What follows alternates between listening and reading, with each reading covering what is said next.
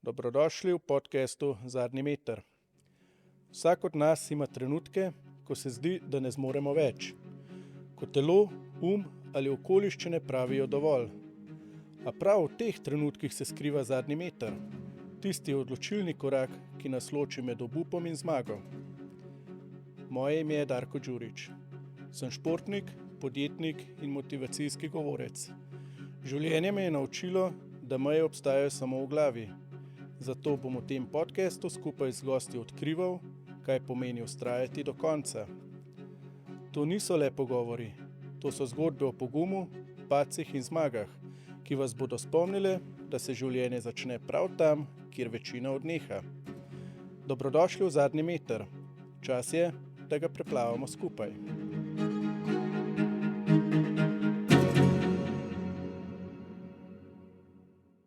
V prvi epizodi je z menoj Jure Laharnar, oče, mož, podjetnik in ustvarjalec podcasta Underdog. Svojo energijo v ljudeh prižiga iskro in pogum, preko workshopov in mentorstva pa jim pomaga graditi osebno znamko, monetizirati strast in premagovati izzive. Jure verjame, da se pravi premiki začnejo pri nas samih, ko razumemo, da nismo naše misli. Njegova zgodba je dokaz, da z iskrenostjo, predanostjo in znanjem lahko pretečemo vsak zadnji meter. Jure, živjo. Pozdravljen, Darko. Ful sem vesel, da si moj prvi gost. Kakšna čast, stari. Tudi jaz sem zelo vesel zate, da si naredil ta korak pa štartil podcast. Ker veliko ljudem rečeš podcast, ful imaš zapovedati, del svojo zgodbo. In ko pridejo do tega, da je dejansko to treba sprovesti, šele vidiš, koliko zahteva to enih stvari, organizacije, keša na konc dneva. Ne? Tako da svaka čast, stari, zelo sem vesel zate in verjamem, da ti bo to dal več, kot misliš, da ti bo dal. Jaz sem ful vesel, da me je ful folko pogumljal na tej poti oziroma da sem se odločil za podcast.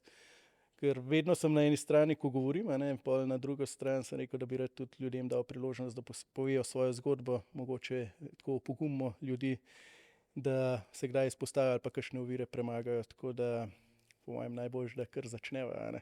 Ja, tudi filozofija, ki si jo povedal v introtu, tudi to mi je zelo, zelo, zelo všeč, ker dejansko to je ta second wind, ali ne vem, ko neko športno aktivnost delaš, misliš, da ne moreš več.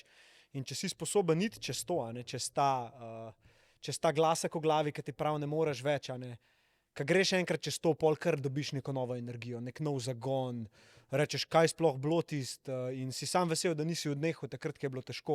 Ampak si šel čez to, malenkost več, ko misliš, da si zmožen, in ti si živ dokaz tega in si zbral si pravo filozofijo, s katero želiš pač tukaj goste peljati čez pogovor. Veš, zakaj je Zadnji meter? Pismo, daj mi ti povej. Ker vse 3 zlate medalje, ki sem jih dobil, sem jih v zadnjem metru na velikih tekmovanjih. In to je čakaj, kaj do zadnjega metra si bil drugi? Tako je, ali pa 4., 3. in na koncu v zadnjih 2-3 metrih sem vedno prehitel konkurente. Finish hard, Ja, in to je bilo tako in sem pa razmišljal, kako bi nagovoril ljudi in ti zadnji meter. In tudi, ko sam nisem verjel, pa sem videl, evo, zdaj tle so ljudje blizu, evo, gremo naprej in bam, zmaga. Sam dejansko pač sej ne veš, da je zadnji meter. Ali tako, ali zavestno veš, ko plavaš, da si na zadnjem metru? Včasih veš, včasih ne. Enkrat sem mižal, pa nisem vedel, kje sem. Ja. Ampak kar eno energijo najdeš in narediš tisto, kar moraš. In zakaj misliš, da si v tem zadnjem metru naredil tisto razliko? Po mojem manifestacija, verjel sem, ja. Mislim, da takrat, ko res verjameš, narediš tisti preskok in nadpovprečen rezultat. Mogoče si se za nalašč postavil tudi v neko pozicijo underdoga, tako da hočeš biti do konca v igri nekako, ker veš, da boš na koncu stisnil neki ven. Da v bistvu, a ni najlepše tako zmagati? Lažje je biti underdog kot pa favorit, to je pa vedno lažje. Ja, pismo se to, stari. Lažje zate, pa težji v očeh ljudi, ki gledajo. Ja, ker pritisk je takrat, ko si na vrhu. Pa kdaj povej, ko si prišel od Jureta underdoga do Jureta, ki ljudem pomaga, da niso več underdogi? Sej jaz mislim, da sem še kar underdog. Saj hočem se tako pozicionirati. Se po moje to zelo izhaja iz te neke moje izkušnje, tudi iz športa predvsem, ker sem igral ameriški fuzbal. Po sajzu, po moči, po hitrosti nisem bil nikoli med, tako da bi rekel, ljudmi, ki so izstopali kot najboljši, ampak imel sem pa noter nek srce, neko strast, nek drive, a veš rek, ki je it's not the size of the dog in the fight, it's the size of the fight in the dog, torej, da ni pomemben, koliko je velik pes v boju, ampak kakšen boj se znotraj psa odvija. In jaz sem to vedno imel, no. Ne, da bi si rabo karkoli dokazati, ampak zmeraj je bil ta, stari, če pa meni rata, če pa jaz lahko premagam te zdaj ljudi, ki zgledajo na ven veliko močnejši, hitrejši od mene, pismo, je bila to lepa zgodba. In so me tudi navdihovale vedno tako neke zgodbe ljudi, ki so bili v izgubljenem položaju, pa so pol prišli ven, ali pa da so jih ljudje odpisali in so jim tako pač fakiča pokazali in rekli, kva boš pa zdaj rekel, veš, tako. To je, mislim, da ta neka filozofija underdoga in tega ne bi rad nikoli izgubil. Ne bi rad bil tist, kar rečejo ljudje, najboljši, taj pa najboljši, ne vem, podcaster v Sloveniji. Ne, pač nočem. In prvo zato, ker nočem nekih primerjav z drugimi, recimo, ne vem, s Klemnom, me dostikrat primerjajo. Sem tako, jaz pa Klemen sva v zelo dobrem odnosu. Zdaj ni primerjave, on dela nekaj avtentičnega, jaz delam nekaj avtentičnega, ti delaš nekaj avtentičnega. Zakaj bi to smatrali kot konkurenco, če vsi dajemo svetu nekaj dobrega? In vsak zadovolji nek sklop poslušalcev, za katere je on najboljši, skozi svoj filter. In ne vem, se mi zdi, da od vedno sem imel nek tak občutek v sebi, da mi je nekaj več namenjen, da nisem izkoristil svojega potenciala, tako malo sem imel nek chip on the shoulder, tako, a veš, ne bi se hotel zadovoljiti z nekim povprečnim lifeom, ali pa ne vem, da bi mislil, da sem že vse naredil in da zdaj lahko sam ležim in ne vem, gledam, opazujem. Tako da, ne vem, včasih se mi zdi, da so bile lih tiste situacije, ki sem mogel vztrajati, ki sem mogel iti preko sebe, ki nisem videl poti, pa sem vseeno delal neke korake, da so bile točno te situacije tiste, ki so me oblikovale v to, kar sem danes. In da ni v bistvu, da sem šel od ene verzije do druge, ampak sem cel čas oblikoval eno verzijo. Samo z različnimi orodji pa mindsetom, ki se je odražala na to, kako ta verzija mene na ven zgleda, deluje. Kako se ljudje ob meni počutijo. In se mi zdi, da sem zdaj prišel do neke točke, kjer res živim to, kar sem in me nimam nobene potrebe, da bi bil kaj drugega, ko stopam v sobo, da bi nekaj glumil, da bi me ljudje sprejeli. Dovolj mi je, da sem to, kar sem in verjamem, da delam dobro. No. Tako da ja, to je nekako, če bi ti lahko to pot opisal. Največja razlika, da včasih sem mislil, da moram biti nekaj več, zdaj pa v bistvu mislim, da ne rabim biti nič več, da je točno tako, kot je, tako, kot mora biti. Prav, si sam sebi dovolj. Ja, tle je bil ja, ta klik. Dokazal v bistvu tudi na neki točki, no. Dokazal na neki točki, da z vztrajnostjo, tako kot si sam povedal, da z vztrajnostjo in ko si začneš zaupati, da boš ostal discipliniran, da boš pač gradil naprej, da ne boš podlegel po tem pohlepu, užitku, takim zadevam preveč, da boš ostal fokusiran na nek cilj in da se seveda zavedaš, kaj ta cilj oziroma bolj kot cilj neka pot, kamor želiš priti, nek trajektorij, smer je, pol je veliko lažje vztrajati, no. Ker dejansko se zavedaš, da delaš nekaj, kar je več od tebe, se lahko malo distanciraš od tega svojega ega, svojih misli, da ne jemlješ stvari tako osebno ali pa misliš, da se gre zate tukaj. Tako pač razbremenite in si pol tako. No, jaz sem samo svojo nalogo prišel tukaj narediti in vsi ostali, noben ni več ali pa manj kot jaz. In s tem zavedanjem je vse veliko lažje, kot pa da posod vidiš grožnjo, konkurenco, ti se kar težko, ti si pol tako malo zagranjen. Ja, tudi me je ful pomagala ta filozofija, da v bistvu se življenje ne dogaja meni, ampak skozi mene. Ne? Se pravi, sem samo del neke zgodbe. Pa res nehaš tako gledati vse osebno, ne, ko te nekdo zafrkne ali pa ko se počutiš izdan in pa rečeš, ne, nisem bil jaz izdan. To je pač, on je nekaj naredil, kar je mene zadel, ampak nisem del te zgodbe. In bam, greš naprej. Ne? Tako da, pa je bil kakšen prelomen trenutek mogoče, ki je tebe kaj zadel, da si začel spreminjati to? Ja, v glavni je bil, ke so mi umrli v pol leta, najprej babi, pol dedek, pol pa še oče, a ne. Tisti je bilo nekaj takega, kar me je res resetiralo. Postavili pred neko popolnoma novo sliko življenja, ki jo nisem pričakoval, a ne. In si tako, okej, v redu, zdaj denar mi ne pomeni nič več. Čas teče čist drugače, kaj je prej tekel. Edina stvar, ki si jo želiš, ni mogoča, a ne, sploh v tem obdobju, ki je oče umrl, se pravi zadnjih 14 dni, ki sem bil z njim. Karkoli lahko narediš, pa ne boš spremenil dejstva, da on gre. A ne. Ni. In sprejetje tega je bilo po moje nekako prvo, kar je meni odklenilo neko novo perspektivo. Torej, da je življenje večje od mene, da sem jaz nihče iz vidika tega, koliko imam vpliva na to, kar se dogaja. A ne? In ja, sem začel iskati nekaj, kar bi me potolažil, nekaj, kar bi me lajšal. In to sem našel v kakšnih malo bolj spiritualnih knjigah, Eckhart Tolle, Mooji, Sadhguru. Pa v orodjih, kot je dihanje, meditacija, a ne? Distanciranje od lastnih misli, distanciranje od teh identitet, ki se znotraj tebe takrat ustvarjajo, žrtev. A ne? Tudi ti bolj kot kdor drug lahko veš, da bi lahko komočil po neki drugi poti žrtve in te ne bi danes gledali, ne bi inspiriral ljudi, ne bi delil besede naprej, ne bi bil v mojih očeh kralj. A ne?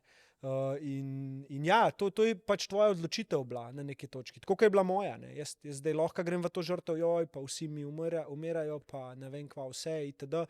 Ampak ni bilo tako sploh. Jaz sem si samo takrat rekel, okej, še zmeraj lahko nekaj dam očetu, a ne, tudi če odhaja. In to je bila ljubezen. Sem rekel, pač moj edini driver bo, da delam iz ljubezni. Da ga gledam iz ljubezni, da ga poslušam iz ljubezni, da govorim iz ljubezni. Kar pomeni, da ne delam nekaj pogojeno, da bom nekaj dobil nazaj, ker on gre. Jaz ne bom zaradi tega, če bom jaz zdaj tukaj njemu karkoli naredil za njega, da bo on ustal. Ne, pač te opcije ni. Torej, tam noter sem po moje jaz našel nek način delovanja, ki sem ga potem iz tega ven nesel tudi naprej v življenje, ker sem bil tako, zakaj ne bi z vsemi ljudmi tako delal, a ne? Zakaj ne bi z sabo tako delal. A ne? In kar sem se takrat naučil, je v bistvu to, da imaš vedno izbiro, kako na neko situacijo reagiraš. In če hočeš reagirati, da je dobro zate, reagiraj z ljubezni. A ne? Ali je to sočutje, ali je to razumevanje, si bo vsak pri sebi razjasnil, ampak nič nisem delal zase, no, tako bom rekel. Pa sem največ naredil zase do zdaj v življenju. Takrat, ko nisem delal za lastno, ne dobro, ampak za lastno korist. Paradoks, ja. In kle občutek imam, da je bilo zelo malo umsko, zato ker sem jaz v teh trenutkih čutil tak mir včasih, da sem vedel, kaj se dogaja. Vedel sem, da oče umira. Ampak jaz sem bil tako pomirjen s situacijo, jaz sem tako dobro počutil, Darko, stari. Tako, prav spomnim se, enkrat sem šel v neke 4 runde Wim Hofa, a ne, se pravi 30-40 vdihov, izdihov in pol v retenzijo, v retention, 2 minute, torej izdihneš in držiš. In jaz znotraj tega sem bil tako, koliko je vse lepo, a ne? Koliko je vse magično, ne vem, ali sem malo skup padel takrat, ne razumem, kaj je takrat bilo, ampak kar sem čutil, je bilo samo obstoja. Ne? Brez neke potrebe po identifikaciji z unim delom sebe, tem delom sebe, da imam nek vpliv na to situacijo, na uno situacijo, nič ni bilo treba narediti. Ne? Samo pač biti. In dejansko, ko sem prišel iz tega ven, sem bil malo šokiran, istočasno pa pomirjen. In pač sem pogledal očeta, ki je takrat bil že itak na morfiju na koncu, a ne. Kar pomeni, da je že malo tako delusional, bolj ka ne, ni nekega govora ali pa karkoli, bolje je samo neko sanjarjenje, a ne. In sem ga gledal in se sam spomnim, da so mi začele solze teči od hvaležnosti za njega. Sem vstal, sem ga objel, sem rekel, rad te imam, stari. In samo nasmejal se mi je. In jaz sem takrat videl, ok, on mene še vedno sliši, jaz njemu še vedno lahko veliko dam. A ne bom pa dobil več v zameno odgovora ali pa objema ali pa karkoli. Se pravi, tudi tega ni več. A sem jaz če kar sposoben kle s tem biti zadovoljen, da je to zame dovolj, in bilo je dovolj. A ne. Bilo je dovolj. Jaz sem tam čutil tako magijo in pol še mami, a ne, ki je bila zraven, ker sva drugmu dajala prostor, pa se nekako držala gor. Sva tako vest tam sklenila. In tudi ona mi je pol kasneje rekla, ker sem jo povabil na 100. epizodo podcasta, ne, sem imel z mami. Mi je v tej epizodi rekla nekaj, ki me je pač, ki so solze začele teči, ker mi tega prej ni nikoli povedala. In to je bilo, da v tej situaciji me je začela zares spoštovati. Ker je dejansko videla, da se lahko zanese name. A ne. Ker prej se v življenju balkane ni mogla. Nisem bil neki zanesljiv tip. In tudi najin odnos v mojih najstniških letih. Jaz sem jo namerno potiskal dol in bil ibrihten, nisem jo poslušal itd. Ne, te pač fore, ki jih pač imamo. Tam sva pa nekako, in sem tudi jaz njej rekel, da tam sem jaz njo sprejel kot enakovredno, nič več, nič manj kot jaz in v bistvu videl v njej nekaj zelo, zelo poznanega, kot da bi pač se že večkrat v tej izkušnji življenja, drugih izkušnjah življenja, kakorkoli, že srečala, že poznala. Ne. Tako videl sem jo na neki drugi ravni, ki jo ne znam niti opisati. No. Nobena, ne vem, beseda ne pride, ki bi to lahko opisala. In ja, iz tega ven, tako včasih rečem, a ne, da je bila smrt mojega očeta ali pa ves ta obdobje smrti, ki me je spremljal pol še naprej. A ne.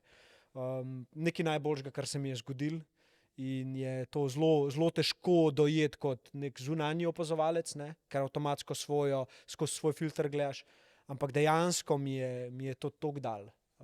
In še zdaj skozi mene lahko ta filozofija in moj oče in moj dedek in moja babi in vse, kar se je nabralo, vse zgodbe lahko živijo. Skozi neko verzijo mene, ki je drugačna, ki je v bistvu nekako bila zredirana zato, da se je pol lahko sestavila z drugimi vrednotami. No. Tako bi rekel. Da sem si zares pustil živeti sebe. Ja. Ene par stvari se mi je zelo vmes, ko si govoril, tudi večkrat govoriš odgovornost. Si ti tudi neko odgovornost sprejel, da se drugi na te zanesejo, si postal moški, ker danes se te vloge mogoče malo brišejo, ampak še zmeraj obstaja, ne? Nekdo se more zanesti na te. In druga stvar so pričakovanja, ker jih imamo do sebe pa do okolice in ta pričakovanja vedno povzročajo ali slabo voljo oziroma razočaranje. Tretja stvar pa to, da se sprejmeš takšnega kot si, ne? Ker si že prej razlagal, in da res začneš živeti tisto filozofijo, ki je prava, oziroma postaneš del sveta, tako kot si, se ne rabiš boriti z valovi, greš tako in se stvari kar odpirajo.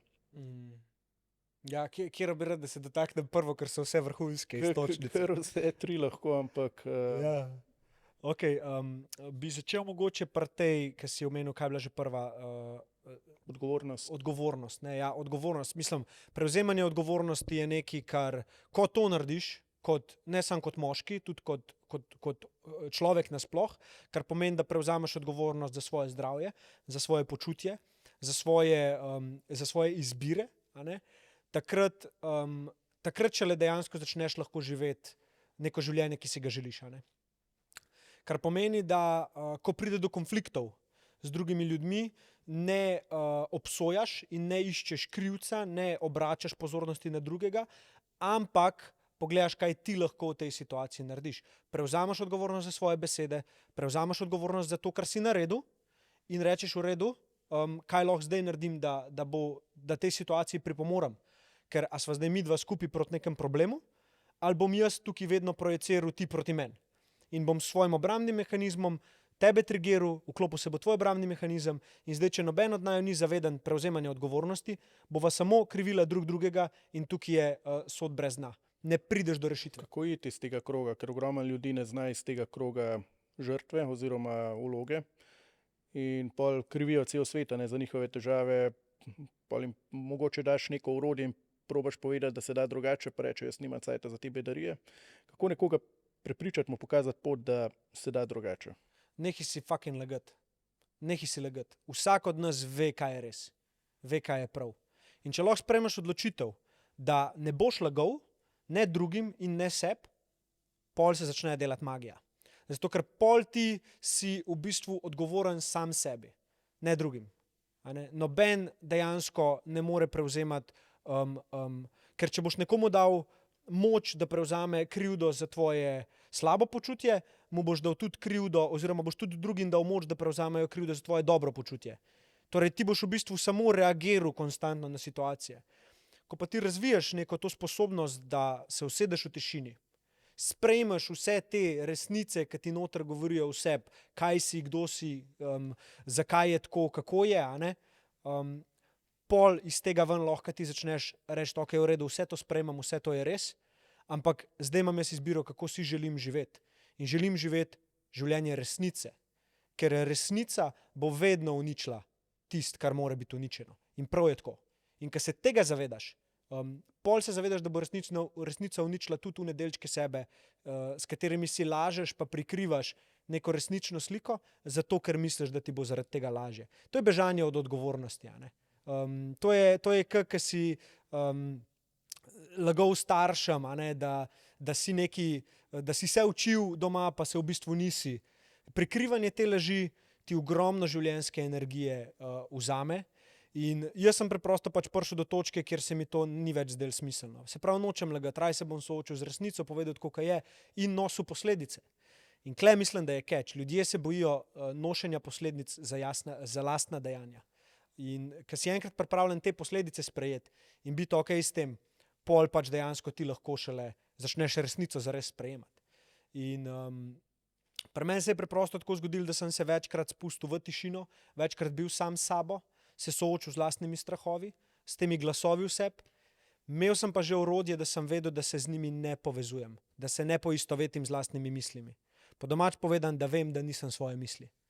In takrat je lažje, zato ker se zgodi nekaj. Ti si sposoben v situaciji, ko pride do neke te ali spomina ali nečesa, se zgodita dve stvari. Ena, v telesu se ti pojavi nek občutek nelagodja ponavadi, ali je to nek krč v trebuhu, stisne v prsih, v vratu, v grlu, a ne? In zraven se pojavi zgodba, zakaj te stiska.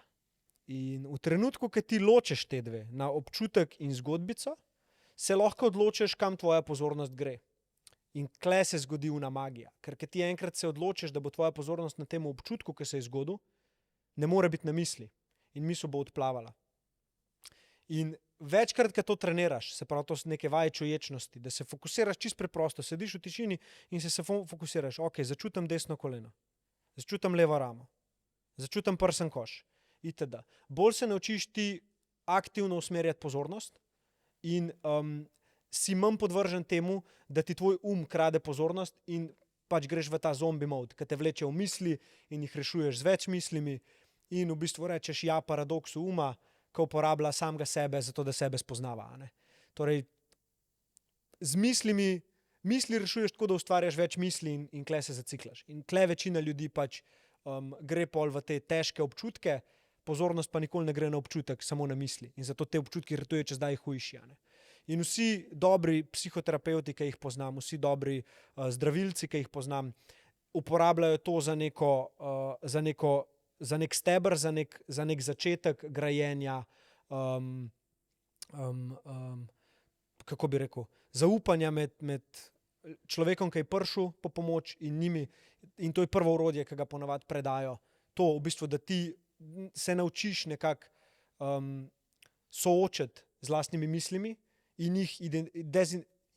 se dezidentificirati, karkoli je beseda, se pravi, da se ne identificiraš več z njimi, uporabiti za to, da se zbudiš. Ne? To je pol načeloma tisto, kar ti pomaga, da ne zaplavaš v ta tok naprej. Ne?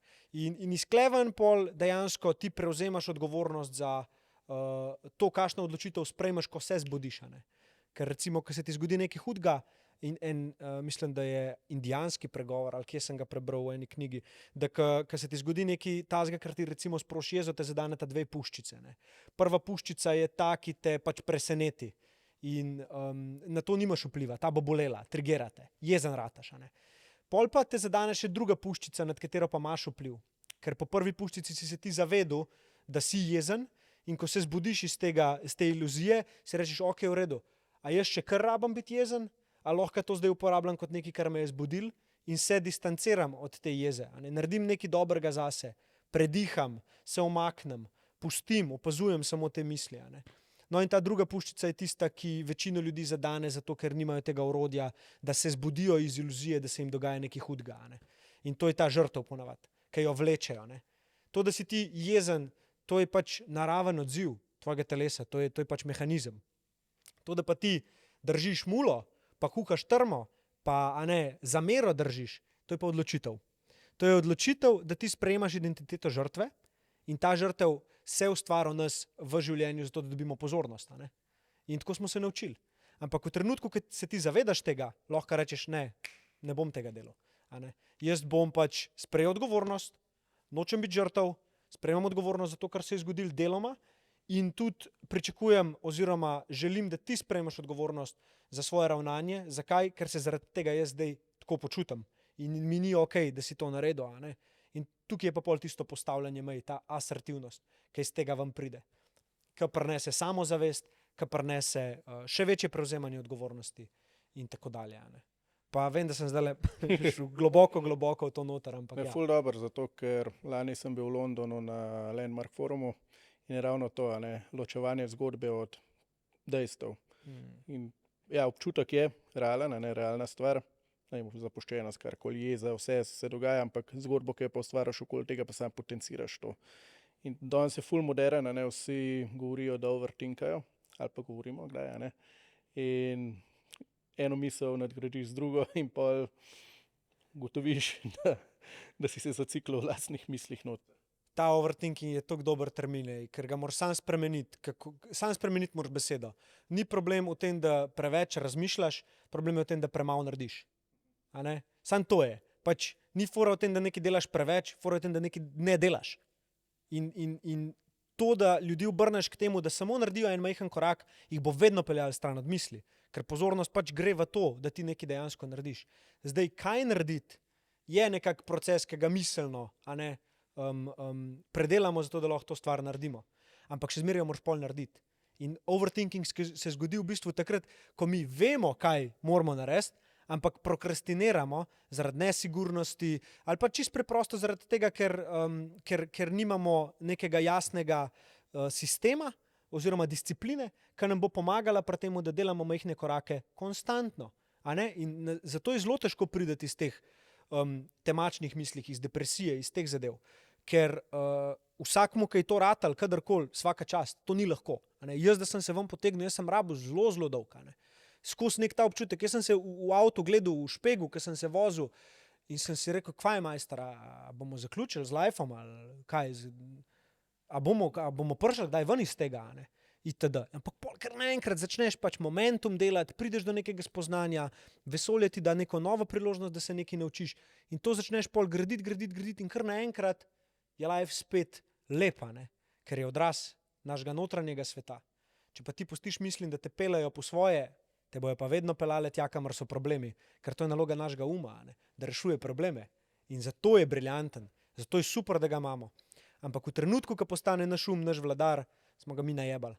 V trenutku, ko se mi zavedamo, da je um naš služabnik, ga bomo pa lahko uporabili, da vse naše ambicije, vso naše delo tukaj manifestiramo v tem 3D svetu, kjer smo. Zato je pomembno, da tudi neko disciplino, sploh moški, da jo uvedemo v naše življenje, ker tam prevzemaš kontrolo nad umom. On ti bo rekel, danes ne rabiš na trening in ti greš vse. On ti bo rekel, da je pojej ta krov stari in ti boš rekel, pismo, veš kva, ne bom, ne rabam ga. Je tist, ki te bo konstantno probal dati v tiste situacije, kjer se všlih toliko zajebil, da boš mogel nekaj reševati. In tam bo on pač spet dobil neko pozornost. Zato, kar jaz delam včasih je, ko zasačam, kam me pele, se kar ustavim. Včeraj je bilo to v savni, nekam me je pelil, ne vem, kam me je pelil točno, ampak nekam me je pelil in sem tako, opa, še sam sem bil v savni, hvala Bogu, in sem na glas rekel, lej, vem, da en del mene želi iti po teh starih ozorcih, želi to narediti, ampak ne rabvat več tega, vse je v redu. Ne? Vem, da me hočeš samo ali zavarovati ali nekaj, ker je bilo to nekaj, kar se je ustvarjalo čas, zato da sva preživela, ampak zdaj ne rabva tega več. Ne? In počas popusti. Ampak pol spet pride neka točka in spet te malo bockne. Ne? In edina stvar, ki mi tukaj zares pomaga, zares pomaga, je disciplina. Ne? In moški, ja, moramo biti močni, moramo biti stebri, čeprav je to neka travma, ki jo nosimo. Ne? Moramo biti te, ki ne padajo pred svetom, v našem delovnem okolju, v našem okolju treninga itd. Moramo preko sebe hoditi, moramo. Pač res, treba si je želeti teh težkih trenutkov in jih premagovati. Ne rabiš iti zdaj v ekstreme Gogginsa itd. Dovolj je že to, da se daš v situacijo, kjer moraš iti čez moment, da ne nehaš. Ne? Po drugi strani pa je privilegij imeti žensko ob sebi, kjer pa lahko ti spustiš to in si lahko mucek in si lahko ranljiv in se lahko zliješ in rečeš, Ana, jaz ne morem več, moja žena. Ne?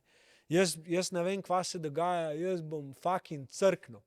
Ker takrat daš ti nje moč, da ti da to svojo žensko energijo in ti reče, pa stari, pa ti imaš krila, kaj boš crknil? Zdaj si mogoče na tleh, ampak jaz sem klej, da te spomnim, da lahko nazaj zletiš. Ne? In takrat, ko ti malo previsok letiš, pa tako, lej to stari, jaz v bistvu ne vem sploh, kva sploh še rabim delati, da takrat te polno dol potegne, pa ti reče, ej, stari, ne, klej imaš ogledalo, daj se poglej noter, spomni se, bod malo hvaležen nazaj, kje je skromnost, itd. In klej pa vidim super moč. To imam jaz doma mami za to, ker zadnjič sem se hecal, da ravno, ko mi preveč dobro gre v življenju, grem domov na obisk, da me realno tla postavi. In točno to je ta vloga, ki ti pove, ok, si na vrhu, ampak kako si do tja prišel. Privilegij je, da jo toliko spoštuješ, da jo slišiš. Da verjameš njeni verziji tebe, ki ti želi dobro, da si pripravljen sprejeti resnico v sebe. Ne? Ker pač meni je ona tudi na neki točki ogledalo nastavila in v tem ogledalu je bila verzija mene danes. Ona jo je fucking zmanifestirala, videla še preden sem jo jaz videl. Jaz pa, ko mi je ona te stvari govorila, sem bil tako, kva bom jaz to, kdo si, da te bom poslušal. Pač, to je po moje je ta zrelost pri moškemu, ki se pol pač zraste. Da ti tudi poslušaš druge ljudi, sprejemaš njihovo mnenje, ampak prevzemaš odgovornost za svoje dejanja. Torej, jaz lahko tebe slišim, spoštujem, hvala ti za vse, ampak če jaz pol ne naredim teh stvari, ki jim verjamem, da so dobre zame, je to malo plunko faco tega, ker ti dejansko si je vzel čas, da ti je pač povedal resnico. In privilegij je tudi, da je oboje smerno, da te ljudje tudi puščajo tebi, da jim poveš, kaj bi ti mogoče spremenil ali pa mogoče, da jim lahko izpostaviš neke vzorce, ki jih mogoče ne vidijo, kako reagirajo na stvari, veš. In to se mi zdi, da je neko res veliko spoštovanje in da kle pokažemo mi enakovrednost med spoloma. Ne v tem, da smo oboji lahko isto karierno uspešni in da ženske zdaj morajo dokazati moškim, da one tudi zmorejo. To je taka past uma, v katero smo padali, da glava boli, če mene vprašaš. In toliko smo se distancirali od tega bistva, da moški in ženska vsak igrata svojo vlogo in sta tukaj, da drug drugega podpreta in skupaj lahko ustvarita veliko več, kar mislimo, da lahko ustvarita. Daš ji seme, da ti life. Daš ji hišo, da ti dom. Daš ji mož, spodbujaš njeno moč intuicije, da ti fucking kompas, stari. Ker sem jaz začel svojo ženo spodbujati v temu, da je ona intuitivno vedela, s katerimi ljudmi naj sodelujem, s katerimi ljudmi ne. Kaj so neke potencialni faili za moje biznise itd. Jaz sem jo samo poslušal. Sem rekel, odkje tebi to? Je rekla, tako čutim. In ker sem jaz dejansko videl, da sem v praksi, ker sem bil malo skeptičen, sem bil tako dober, še zmeri sem jaz tist, ki vod, moram prevzeti odgovornost. Ampak ker sem jaz v praksi videl, da v bistvu, če dobro pomislim, jaz imam podoben občutek, sam prekritje z racionalo, pa mojimi slabimi izkušnjami, pa ranami, pa puščicami v hrbtu, ki se jaz zdaj hočem zavarovati. Za njo je bilo pa to tako easy. Spozna človeka, ja, tam je pa ful všeč. Spozna človeka, njega pa ne morem. In sem rekel, kako greš lahko tako hiter iz enega ekstrema v drugi ekstrema. Rekla je, ne znam ti razložiti. Ne znam ti razložiti, ampak tako vse čutim. In je bemo mater skoraj vedno imela prav, ne. Prosti čakovnem, ne vem, malo. V redu ne bomo cenzurirali. Tako da ja, iz tega vidika se mi zdi, da je pomembno in tudi ena izmed, ne vem, kako bi temu rekel, verjamem, da je treba o tem več govoriti in vračati malo to tradicionalnost nazaj v naše življenje in se zavedati, kje lahko moški podpremo žensko in kje ženska lahko podpre moškega. In ja, verjamem, da bo zdaj marsikakšna ženska, če bo to poslušala, ki je v neki karieristični fazi trenutno, rekla, evo še en, ki me hoče dati v kuhno ali pa za šporget, ne gre za to, ne gre za to. Gre za preprosto za to, da smo zmožni ustvariti spoštovanje drug do drugega in ne delamo nečesa, da bi poveličevali en spol, ker s tem avtomatsko pomanjšujemo drugega. In če zdaj pogledaš, pač veliko žensk išče neke partnerje, ki bi bili pač, ne vem, ekstra samozavestni, ekstra iniciativni itd., ampak jih preprosto požrejo svojo energijo. Preprosto se jih moški ustrašijo in se jim podredijo, kot da so njihove mame. In kle, pač, če ti želiš ob sebi imeti sposobnega tipa, močnega tipa, samozavestnega tipa, mu daj možnost, da to je. Ampak vedi pa, da ko si izbiraš partnerja, da pride tukaj zraven delo, predvsem na sebi in da če hočeš najti nekoga, ki ti je kompatibilen, moraš biti že od čim prej v partnerstvu iskren. In je boljš, da greš narazen z nekom, ki nisi za skupaj, pa da pač ostaneš dolgo skupaj samo zato, da pač imaš nekoga ali nekaj. Zdaj sem zaplavil, Darko, sorry. Ampak ja, tako nekako moj pogled na to, no, ko ga vidim. To je spet odgovornost. Je, na koncu dneva. Saj bova se do istih stvari vračala, ker so vse izhaja iz tebe. In tukaj tudi, prevzemanje odgovornosti definitivno, ampak tudi izražanje lastnih občutkov in ustvarjanje prostora, da nekdo drug tebi lahko pove, kaj ga teži, kako se počuti. Ne, da te obsoja, kaj ti delaš, ampak da ti pove, kako se on počuti zaradi tega, kar ti delaš. In tam se skriva ta moč, da lahko kot partnerja skupaj gresta proti temu problemu. Zakaj se nekdo tako počuta? Veš, ker lahko izvira to iz druge, iz nekega nezaupanja. Ali pa iz nečesa, kjer je neko pomankanje, ki si ga nekdo ne upa priznati. In več, ko smo sposobni resnice o sebi sprejeti, večja je možnost in potencial za našo rast. In na koncu dneva gre samo za sprejemanje resnice. In resnica je vedno premik naprej. Vedno te pelje tja, kamor moraš iti. Vedno. In dokler ne sprejemaš resnice in si ne želiš resnice od nekoga drugega, svoje resnice, boš bolj ka ne ostajal v nekem comfort zonu, kjer ti ni treba iti naprej v bistvu zares. Tudi tam uživa. Ampak nekaj ti pa noter govori, dej, čas je, dej gremo malo naprej. Zato pa včasih rata pretežko držati neke laži in pač pol izbruhne ven človek in se mu sesuje life, ampak pol izklevan lahko ostane. Jaz sem imel to ogromno težavo, ker sem dolgo časa držal stvari v sebi. Probal sem se prilagajati, probal sem biti tako ustrezati, se dokazovati in pol sem imel občutek, da so me ljudje razočarali, zlorabili oziroma moje zaupanje, izkoristili mene kot persono, in na koncu, ko je prišlo do konflikta, jaz nisem odreagiral tako, kot bi se želel. Sem bil jezen, sem popizdil, sem v bistvu vse podaril, kar sem prej gradil. In ravno ta občutek te nemoči v tistem trenutku, ko probaš eno situacijo rešiti, pa jo ne moreš rešiti na način, ko si želiš. In jo rešiš samo, mene so vsi prijatelji zajebavali, da s to mojo roko jaz skozi opletam, in da sem kao pizdil, v srednji šoli sem bil zmeril, in to je bil tisti moj, ko se to reče, zaščiten znak. In na koncu sam se uničuje življenje s tem, ker sploh ne rabiš biti v nekih okoljih, ki ne rabiš biti. Ne spadaš noter, pač greš naprej in pusti za sabo te stvari. Ful dobra iztočnica drugače okolja. Koliko dejansko sami sabotažiramo naš življenjski stil s tem, da se dajemo okolja, ki sploh ne podpirajo življenjskega stila, ki ga mi želimo živeti. Prvo je že to, s kom se družiš, kdo so tvoji prijatelji. Tudi ta rek, da postaneš verzija 5 ljudi, s katerimi se najbolj družiš, je zelo, zelo resnična. Ne? Zelo, zelo resnična. In tudi, veš, kakšen imaš doma. Ne? Ti želiš imeti urejeno življenje, pa človek pride k tebi domov, pa je vse razmetano. Ne? Ja, kakšen bo to, pač, če ti skozi v tem okolju ti sebi daješ informacijo, da tako želiš živeti, da si zanemarjena. Ne? In ti pa hočeš naven nekaj drugega. In služba, veš, koliko ljudi pizdi, joj, pa ta, pa un mi teži tam v službi, pa ta šef je smotan. Zameni okolje, najdi drugo službo. Ja, ne moreš to kar tako, to ni tako lahko. Ja, prvo pa pač živi v tem okolju, ki se bo odrazil na tvojem počutju. In ena stvar še, ki si rekel prej, da si pizdil in si takrat vse, a ne hotel reševati, to je taka past. Da mi hočemo reševati situacijo takrat, ko smo pod ekstremnim čustvenim nabojem. To je. A ne? Ko mi želimo delati dobre odločitve v življenju, je najbolj, da je to nihalo, če ima na eni strani ekstremno prijetne občutke, pa na drugi ekstremno neprijetne občutke, je najbolj, da je na sredini mir. Ko smo mi pomirjeni, ko so naše osnovne življenjske potrebe zadovoljene, bomo sprejeli najboljše odločitve. Ko bomo mi v teh nihanjih, bo bolj kot ne fight or flight, ne? Kar je tudi dobro za določene situacije, z razlogom je fight or flight pri nas, ne? Da se aktivira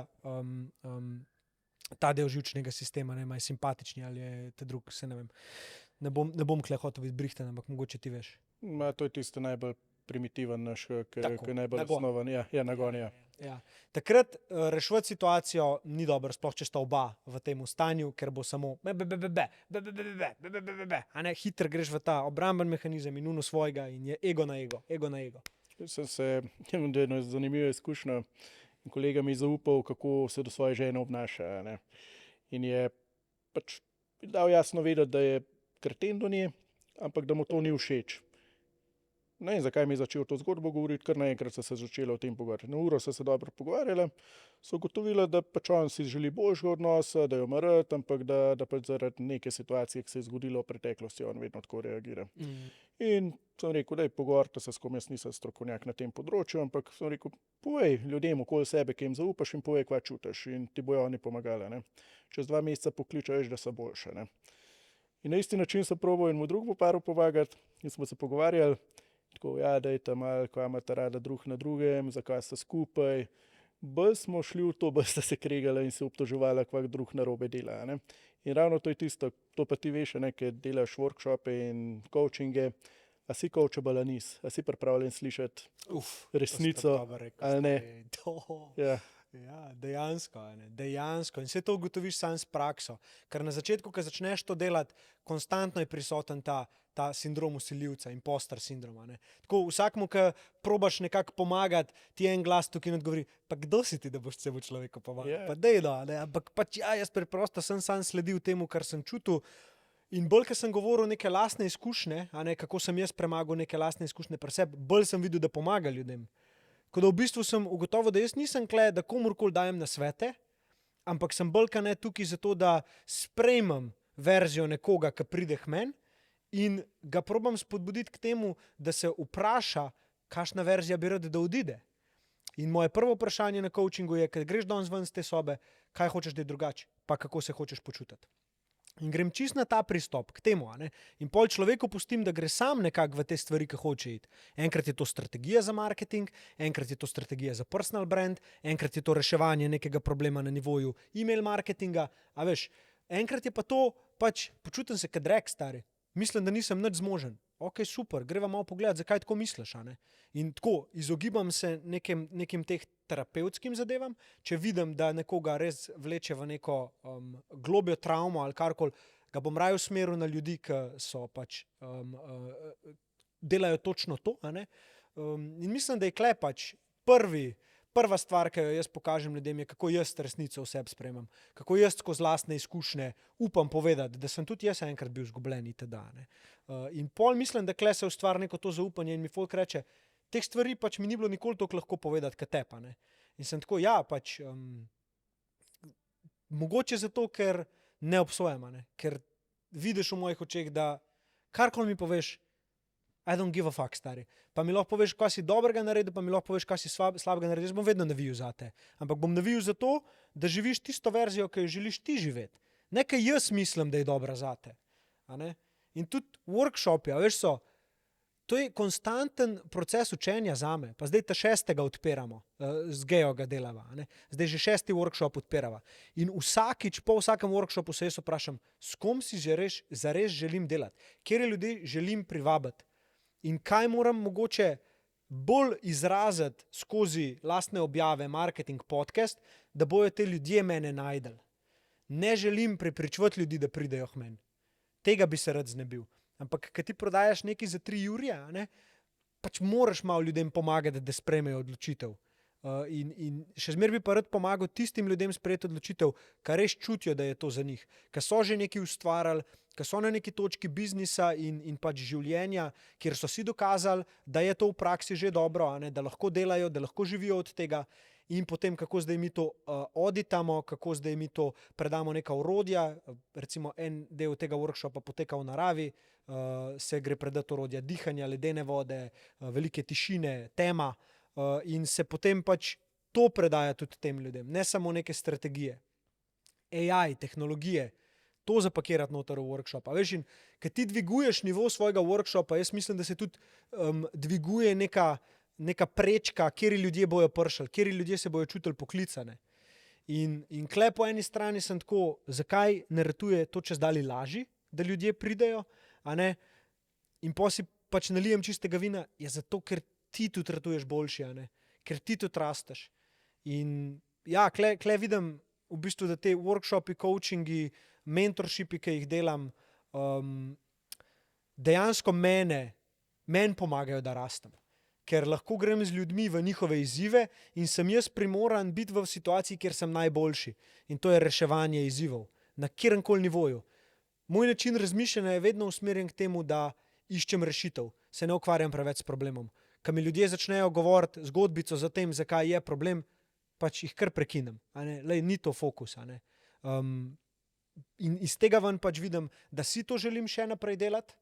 In želim pa pač, da pridejo do mene tudi ljudje, ki mi dajo res izziv.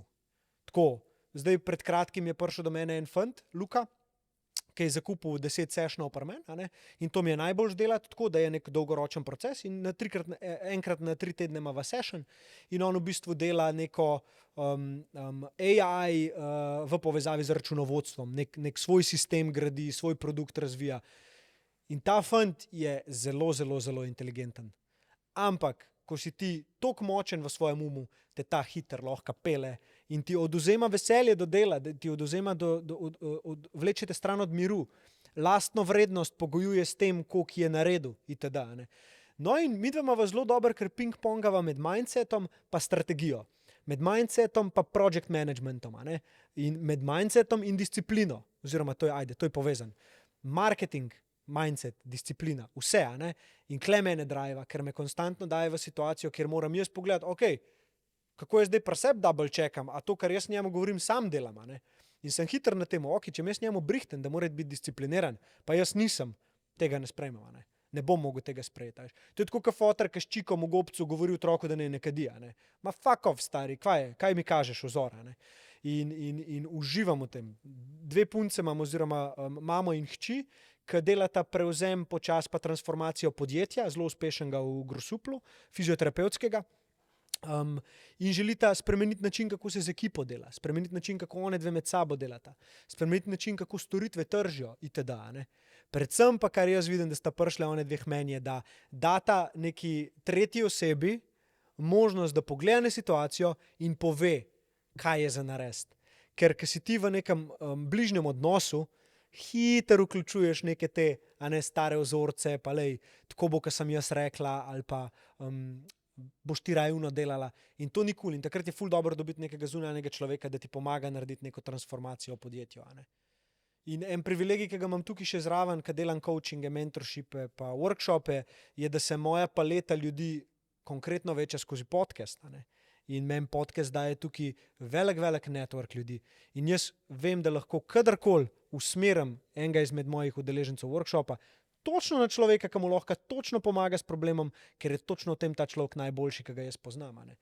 In kle se mi pa pol zelo lepo prikriža in kle se mi splača ustrajati s podcastom, čeprav je zame to strošek, plačevati ekipo, da se dajo ven vsebine, da se delajo epizode na višjem nivoju In iz tega ven se meni to ogromno povrne pol skozi načine monetiziranja tega, ne. Ali so to workshopi, ali so to eventi, ali je to karkoli drugega dajem na trg, ne. Jaz dejansko ljudem že zadnjih 5 let po moje dajem ogromno zastonj vsebine ven na social media, ne. In ta posledica tega dajanja na dolgi rok je, da imaš potem ti priložnost, da ko rečeš, jaz sem pa naredil svoj napitek z magnezijom, a ne, za katerim 100% stojim, imaš ti veliko večjo verjetnost, da bo človek rekel, jaz bom to kupil zato, ker je on moj filter, pa bullshit detektor, da so tukaj noter dobre surovine, in če on to jemlje, bi tudi jaz to jemal, ker mu verjamem in ga občudujem, kakšen je njegov življenjski stil, a ne. Veš, in se pol vse kar nekako preplete in si tako, wow, zdaj ima tukaj smisel. In pol jaz lahko tebi, recimo, ko greš zdaj podcast delati, da pokažem neko verzijo, potencialno paralelno vesolje, ki se ti bo odvilo, če boš res vztrajal s podcastom, a ne, skozi lasten primer. In tule pa mislim, da je največja vrednost tega, kar lahko dam. Da toliko ženem sebe konstantnem izobraževanju, konstantnim implementacijam v praksi, testiranjem stvari, sprejemanjem odločitev, ki me dajo na pot, ki jo ni noben drug prehodil. Iz tega ven jaz dejansko pol lahko povem, kako je meni uspel priti čez te izzive, in se mi zdi, da to ljudem lahko največ da, ne. Da to je tisto, kar načeloma je moja naloga. Pač se dajati v situacije, ki so težke, ki me vlečejo ven iz comfort zona, odpirati prostor ljudem, ki grejo čez podobne stvari, in dajati vse to ljudem, da lahko pač iz tega ven zase nekaj dobrega potegnejo. Ko pa je treba narediti neke konkretnejše korake, se pa lahko name obrnejo tudi za mentorship, workshop, consulting, in če jaz nisem pravi, jih vedno usmerim na nekoga, ki je pravi za njih, a ne. Ja. Še eno vprašanje. Avtentičnost in monetizacija. Ker v Sloveniji se mi zdi, da imamo še zmeraj precej blokad pri temu. Dostikrat mislimo, da če dobro služiš, da je to kar mal greh, in da ne moreš biti avtentičen, ampak se mi zdi, da tudi sam kot ceno postavljam, a ne, za svoje nastope, do kje sem pripravljen iti, a ne, in do kje se dobro počutim, od kje naprej pa recimo bi mogel fejkati, a je ta meja med avtentičnostjo in monetizacijo ravno to, a ne, kaj obljubiš in kaj si sposoben narediti. Ja, ta je močna in tudi veliko ljudi pride s tem vprašanjem do mene, kako naj si postavim ceno, a ne. In najbolj zanimiva stvar je, da vsi vejo, koliko bi si ceno postavila, ne. Se pravi, kdo zdaj v bistvu ustvarja tukaj problem, glede tega, kakšna cena bi mogla biti. Tak, ki se kle not pojavi, kritik ali pa sodnik v nas, kaj je, a ne. In kar je dobro narediti tukaj v tem primeru, je najti nekoga, ki je mal pred tabo, ne preveč pred tabo, in ga vprašati, kako je on pač postavil ceno, ker boš odkril, da je postavil na začetku nizko oziroma zelo nizko ceno. Jaz na začetku sem delal zastonj, a ne, konsultinge, ker nisem čutil, da jaz lahko komu karkoli računam. Potem sem začel računati, zato ker sem prebral eno knjigo od Naval Ravikanta, oziroma ni njegova knjiga, je Almanakov Naval Ravikant, poznaš? No, in tam noter zelo lepo piše, da si ti ne postavljaš ceno za svoje znanje, ampak si jo ovrednotiš, koliko je ura tvojega življenja vredna. Torej, koliko je tvoj čas vreden. Ovrednotiš v bistvu svoj čas in pozornost, ki jo boš temu namenil, a ne. No, in izkleven lahko hitro ugotoviš, da si boš vedno ceno postavljal sam v današnjem času. Istočasno je pa fajn biti dober v temu, da bereš supply pa demand na trgu. Torej, koliko je ljudi, ki ponujajo isto kot jaz, in kakšno ceno oni ponujajo trgu, zaradi katere trg sodeluje z njimi. Karikiram, ti začneš delati predavanja o eni specifični stvari, o eni niši. Torej, zdaj bi dal en dober primer. Kako kot samostojni podjetnik recimo odpreš svoj SP in ti to storitev svetovanja tržaš, a ne, in pridejo do tebe ljudje, ki jim rešuješ ta konkreten problem. Zdaj, če nekdo na trgu dela to za 20 evrov, pa boš dal ti ceno 100 evrov, slej ka prej boš pač ob biznis, ker bo pač folk šel tja, ker je kompleksnost problema majhna in ga nekdo lahko reši za manjši denar, ne. Bolj, ko si ti avtentičen, bolj ti lahko računaš za svojo storitev, zato ker dejansko tega na trgu ni. Zdaj, koliko lahko računaš za to svojo storitev, je pa direktno povezano s tem, koliko velik problem ti rešuješ, pa komu ga rešuješ. Če ti problem rešuješ ljudem, ki imajo denar, avtomatsko ceno lahko postaješ višji. Če ti rešuješ problem, ki je kompleksen, nekomu, ki nima denarja, jaz se te igre ne bi šel. Ne? Zato, ker si tako je omejen. In s temi ljudmi delati, po mojih izkušnjah, torej z ljudmi, ki ali nimajo denarja, ali pa mislijo, da nimajo denarja, ali pa so škrti, nočem reševati probleme tem ljudem. Zato, ker vem, da to dolgoročno zame pomeni, da bojo vedno zbijali mojo ceno in mojo vrednost. In na začetku, ko začneš delati neko svetovanje itd., vsakega sprejmeš, vsakega si vesel, vsak mu bi naredil 50% off sam, da pride. In prav je, da takrat to delaš. Ampak over-deliver. Under promise, over-deliver. Ne over promise, under deliver. Ker klepol ti zgubljaš nekako reputacijo. In če povežem zdaj avtentičnost z ustvarjanjem neke osebnostne blagovne znamke, personal brandinga, moj brand v svetu je tvoj gut feeling o meni. Torej, kaj tvoja intuicija te pove zame. In ta intuicija se ustvarja na podlagi zgodb drugih ljudi, ki so z mano delali, in na podlagi enega sestanka, ki ga midva imava. Tebe bo prepričal to, da greš delati z mano, dokaz v svetu, da jaz svoje delo opravim dobro, in pa ko midva sediva drug zraven drugega, ti rečeš, fak stari, to je pa moj človek, z njim bi pa rad delal. Ta energija, ki jo jaz recimo izžarevam, je nekaj, kar je magnet za ljudi. Kako do tega pridem? A veš? In tukaj se skriva noter pa avtentičnost, ker ni vedno tako. In pri meni so obdobja. V enem obdobju bom landil 3 kliente za 10, ki mi bojo vzeli 10 sešnov in bom zaslužil 10 jurjev v 2 dneh. Ampak ja, to se bo pol razporedil. Bo pa obdobje, ki jaz 3 mesece ne bom z nobenim konsultinga delal. In zaradi tega, zavedanja tega obdobja, sem lih šel v partnership tudi z Geo, Gea Klopčar. Ne vem, če poznaš Fortnite. Spremljam malo, kaj delata, tako Ja. da... No, sem šel pa lih zaradi tega z njo, da mi prinese malo stabilnosti glede tega, kdaj delam te workshope, in da imam tudi nekoga zraven sebe, ki mi lahko pomaga in prinese nekaj, kar jaz ne morem prinesti, in tudi odnese veliko časa pa fokusa, ki bi ga jaz mogel sicer namenjati vsakmu izmed recimo 10 pa 12 posameznikov, ki so na workshopu. In je to zame zelo smiselna odločitev. In tudi kako vidim v prihodnosti razširitev svojega workshopa, je, da vključim ljudi, ki iz svojega področja lahko ljudem bolj pomagajo, kot pomagam jaz.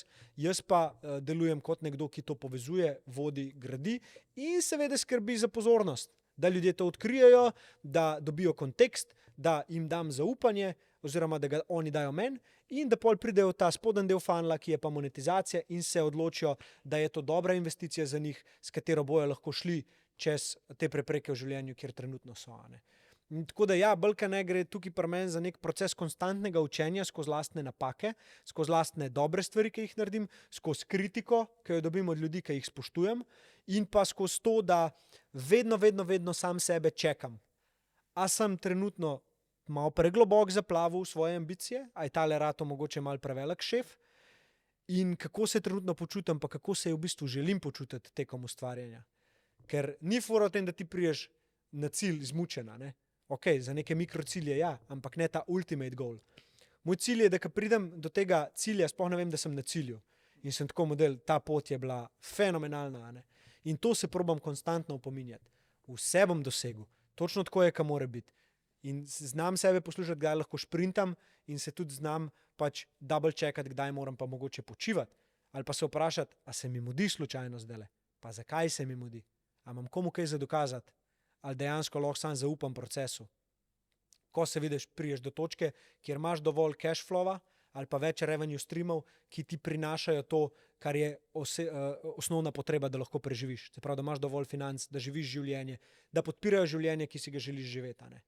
In ko imaš dejansko, to ni tako velika cifra, ki misliš, da je, vse ostalo polka pride, je dejansko samo izstop iz comfort zona in rinjenje lastne zgodbe naprej. Momentum. Ti skrbiš samo za momentum, da se tvoja vizija lahko odvija dalje. In tako, kot si lepo prej rekel, da življenje lahko teče skozi tebe in si hvaležen za to, da pač se challengeaš, da greš naprej, da vidiš nek premik in pa da tudi se dobro ob tem počutiš. Da se zavedaš, da je trpljenje oziroma netrpljenje, da je bolečina, pa premagovanje ovir, pa iti preko sebe tisto, kar je potrebno za to, da se momentum dogaja. istočasno pa da znaš pogledati na to in to sprejeti kot, ja, tako mora biti, tako se moram počutiti. To točno odraža to, kar si jaz želim biti. A ne? In jaz si ne želim biti nekdo, ki je len, ne želim si biti nekdo, ki ni izkoristil svojega potenciala. Jaz želim, da ko se moja pot tukaj na tej zemlji zaključi, da sem fucking legenda. A ne samo v svojih očeh, ampak tudi v očeh sveta. A ne? Mogoče je to zdaj ful široko, ampak ok, sveta.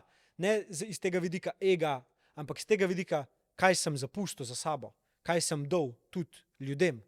Ne samo zase delu, jaz sem pa 60 milijard zaslužil in pol sem krepnil. O, super, kjer car 60 milijard. Ne, to, da bojo ljudje pač dejansko videli in rekli, pizde stari, taj pa res dal nekaj tudi nama. Ne. Hvaležen sem za njega, počivi v miru. In to je to. In lahko pol oni naprej, vsi ljudje lahko pol naprej neko filozofijo, mogoče iz tega vam potegnejo in grejo s to filozofijo naprej.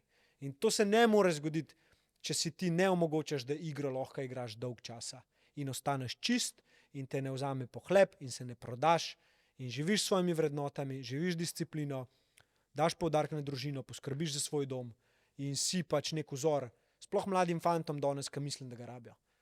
Pa ne, da zdaj jaz sebe smatram kot vzor, pač tebe, vse želim spodbujati, da pač sprejmemo to resnico in pokažemo s svojimi dejanji verzijo sebe, ki bi želeli, da jo naša 10-letna verzija vidi. In da je to njihov vzor. In to je po moje to, kar moraš od sebe pričakovati in kar ne smeš popustiti, da tega ne bi bilo. Da si sposoben živeti verzijo sebe, ki bi si želel, da je vzor 10-letni verziji tebe ali pa tvojemu sinu. To nekako se mi zdi, da je ta neka pomembna stvar, nek ta večji purpose, nekaj, kar je večji od nas, da imamo vedno nekam za stremeti. Ne vem, če si slišal govor od Matthew McConaugheyja, ki je rekel, da je njegova inspiracija vedno verzija sebe čez 5 let. Nekdo, ki ga nikoli ne bo ujel, pa nekdo, komor bo vedno stremel, da želi postati.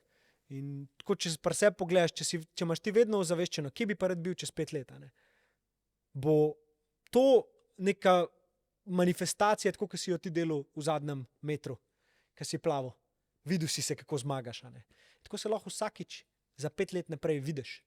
In ne vem, nekdo mogoče, ki ima probleme s tem, da ne vidi sebe, da ne vidi napredka pri sebi. Zoom out. Poglej, kje si bil 1 let nazaj. Poglej, kje si bil 5 let nazaj. Kakšne odločitve si sprejemal. Ker točno to te je pripeljalo do tega, kjer si zdaj. In odločitve, ki jih sprejemaš zdaj, disciplina, ki jo zdaj gojiš ali pa ne, taka bo verzija tebe čez 5 let. Andy Frisella je rekel, pokaž mi zadnjih 5 let tvojega življenja in povedal ti bom, kakšnih bo naslednjih 5 let tvojega življenja izgledalo.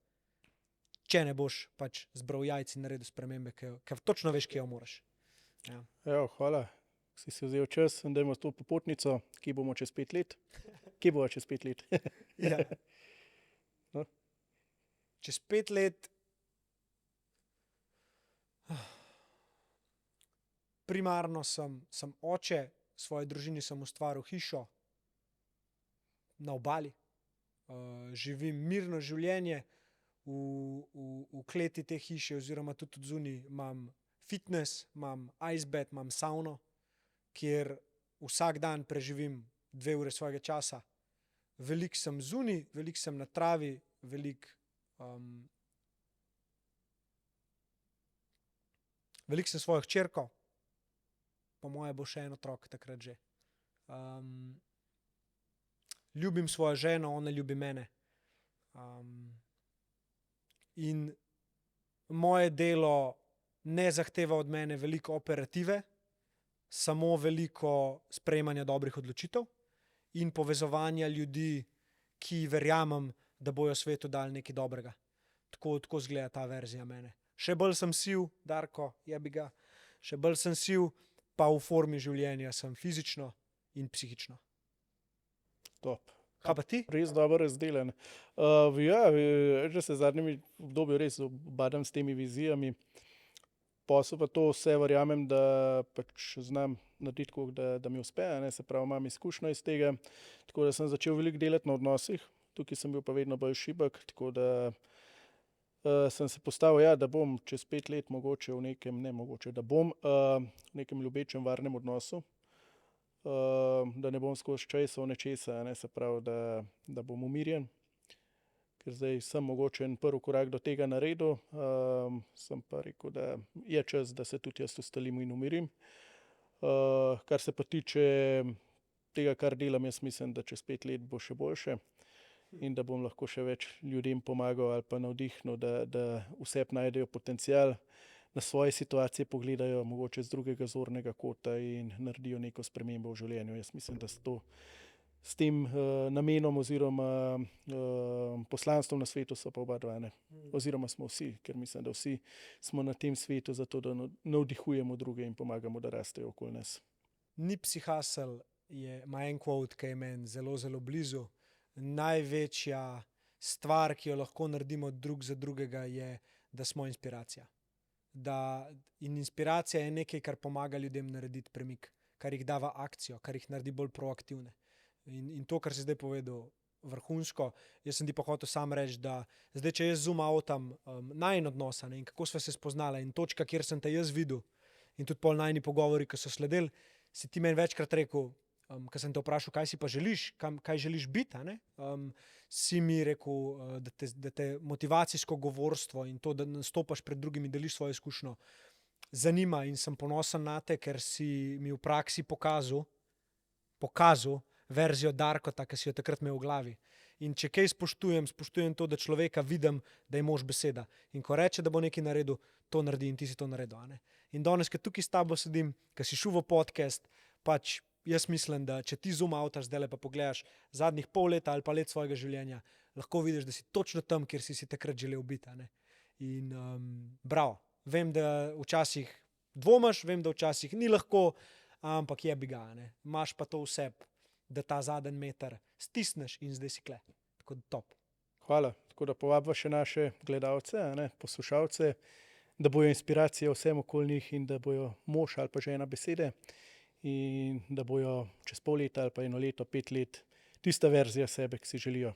Ja, in nekaj vam bom povedal, kar je moja izkušnja glede podcasta. Ko sem začel, sem vedno govoril, da mi bo vseeno za številke, vseeno za subscriberje itd., ampak dejansko, ko so ljudje začeli subscribati, se naročili na moj kanal, delili epizode, mi je to dajalo samo ogenj in energijo in sem neizmerno hvaležen za vsakega, ki je to naredil zame. Bi vam rad dovedel, da če vam je všeč, kar Darko dela, torej kar ti delaš, tako mu boste pokazali izjemno spoštovanje, izjemno ljubezen, ki jo zdaj še ne razumeš in jo boš razumel, ko boš videl, ko se ljudje odločijo, da ti sledijo, da spremljajo tvoje vsebine, da delijo epizode, je to nekaj najlepšega, kar se zgodi. No. Tako da to je že en step, ki ga lahko vsak naredi, če bi rad podprl Darkota. In pač ja. In tudi mene, če bi kdo rad spremljal več, Underdog Podcast, moji profili, Instagram, LinkedIn, ni mi bed reči, verjamem, da imam marsikaj dobrega zapovedati. Več ljudi mi je že tudi rekel, da že sam spremljanjem vsebin, ki jih ven dajem, je rata lažji na določenih področjih življenja in me tudi veseli, da greš ti v nekaj tazga, kar bo imel vpliv, kar daje impact in kar pokaže neko novo filozofijo ljudem, ki jo mogoče do zdaj niso videli.